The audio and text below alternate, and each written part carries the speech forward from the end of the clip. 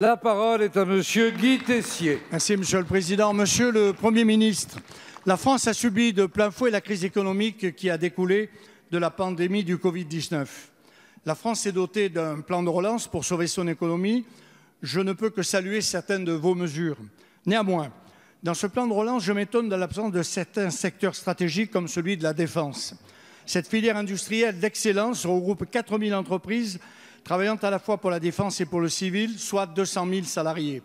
Seul le spatial militaire bénéficiera de votre plan de relance à hauteur d'environ 50 millions, ce qui représente une goutte d'eau parmi les 100 milliards annoncés. Le résultat est que les industriels du secteur devront se contenter des promesses budgétaires de l'actuelle loi de programmation, bien insuffisantes au regard de la crise qu'ils traversent.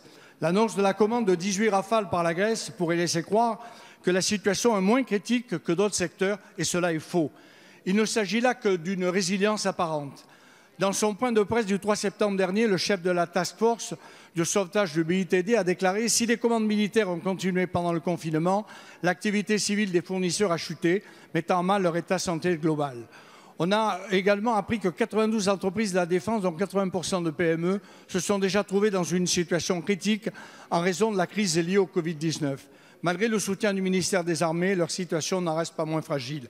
Cette omission constitue une erreur à double titre. D'une part, elle fragilise notre capacité opérationnelle, ce qui équivaut à baisser notre garde dans un contexte géopolitique qui se détériore. Et d'autre part, elle est dommageable sur le plan économique, puisque l'industrie de défense constitue un des secteurs industriels français sur lequel l'effet d'entraînement d'un plan de relance sera le plus efficace en termes d'emploi et de valeur ajoutée sur notre territoire. Monsieur le Premier ministre, devant ces réalités, comment se fait-il que le secteur industriel de la défense soit le grand oublié de ce plan de relance?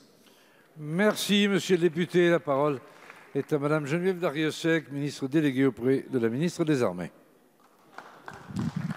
Merci, Monsieur le Président. Mesdames, Messieurs les députés, Monsieur le député Tessier.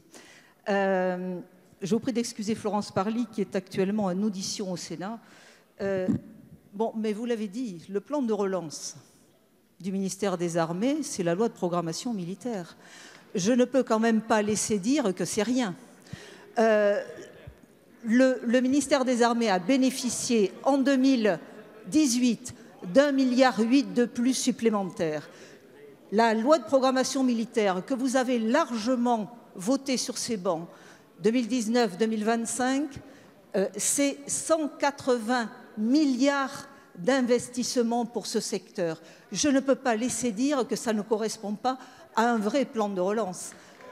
Plan de relance qui permettra d'équiper nos hommes et nos femmes en petits équipements, qui permettra bien entendu de moderniser l'armement, ce qui est nécessaire, qui permet de travailler dans l'innovation pour le futur, qui permet également, et je le signale parce qu'il n'y a pas que les industries de la défense que nous soutenons, c'est bien sûr toute l'industrie du bâtiment et des BTP avec des investissements en immobilier qui ont été multipliés par 2.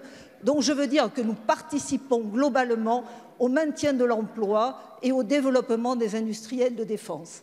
Alors vous l'avez dit, nous avons soutenu pendant la crise les industries de la base industrielle et technologique de défense avec des soutiens à l'export, des prêts garantis par l'État.